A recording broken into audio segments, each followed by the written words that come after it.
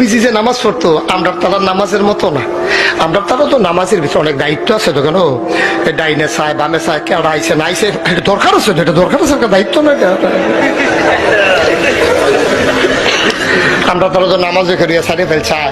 আবার অনেকে যখন দেখে যে হুজুরে লম্বা কেরাত লইছে, এবারে মসজিদের উপরে ফেলছায়, সাইয়া কয় আমরা মসজিদের কাজ দিয়ে অনেক জায়গাত গেছি, এরকম হয় না।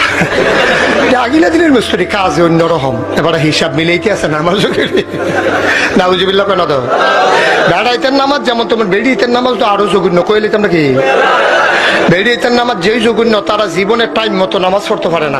কারণও তো আছে, তারা তো আমরা মতো আছে না কেন, তারা মাশাআল্লাহ সংসারের ঝামেলা আছে, ছুটতে ছুটতে কেন, তারপরে দান টান নেওয়ার লাগে, রান্না বান্না করার লাগে, এরপরে ফুচ্ছা টুচ্ছা মুসল টুসল গুসল, এরপরে না নামা আসরের টাইমে গিয়া খেলো জুহরের, ঠিক কিনা কয়?